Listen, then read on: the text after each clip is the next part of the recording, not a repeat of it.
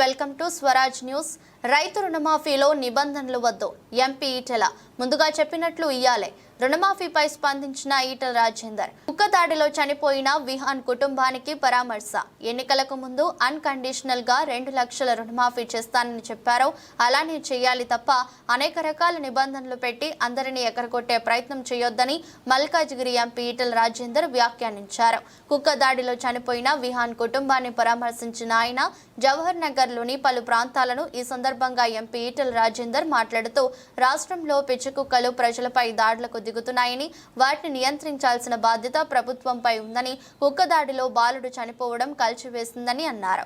ప్రభుత్వం 34,000 కోట్ల రుణమాఫీ చేయాల్సి ఉండగా ఏదో 5-6 వేల కోట్ల రూపాయలు ఇచ్చి దాన్ని పండుగలాగా ఏదో చరిత్రాత్మక దినంలాగా వర్ణించే పిచ్చి ప్రయత్నం చేస్తుందని విమర్శించారు.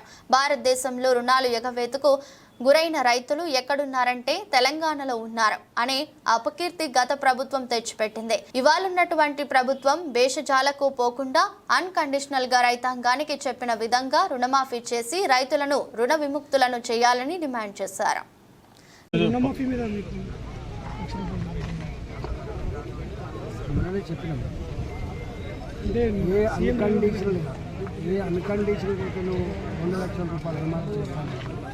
అన్కండిషనల్ చేయాలి తప్ప ఈ 6 పేజీల అనేక రకాల ప్రతిబంధకాలు పెట్టి అందరినీ ఎగరగొట్టాం. 34,000 కోట్ల జాగాలో 5,000-6,000 కోట్ల రూపాయలు ఇచ్చి దాని ఒక పండుగలాగా చారిత్రాత్మక దినంగాలాగా అవన్నీ పిచ్చిపోయి ఇది చారిత్రక దినం కాదు. ఇప్పటికే రైతులు భారతదేశంలో ఎగవేతకు గురైన రైతులు ఎక్కడ ఉన్నంటే తెలంగాణ. దానికి కారణం అంటే గతంలో ఉన్నటువంటి ప్రభుత్వం ఇవాళ ఉన్నటువంటి ప్రభుత్వం కాబట్టి ఇవాళ భేషజాలకు పోకుండా అన్కండిషనల్గా రైతాంగానికి రుణమాఫీ చేయాలని చెప్పి డిమాండ్ చేస్తారు. మీ పార్లమెంట్ పరిధిలో డబుల్ బెడ్రూమ్ కట్టి వదిలేసారు, కోల్పోయే పరిస్థితికి వచ్చినాయి. పేదలకు ఎక్కడ కానీ అవి ఇస్తలే డబుల్ బెడ్రూమ్ దానికి ఇవ్వన్నాడు. ప్రభుత్వం తన బాధ్యత మర్చిపోయినాడు. ప్రభుత్వం కట్టిందో కాడ ఇవ్వాల్సింది అక్కడోళ్ళకు, కానీ ఎక్కడోళ్ళని తీసుకొచ్చి ఇచ్చే పద్ధతి కావచ్చు.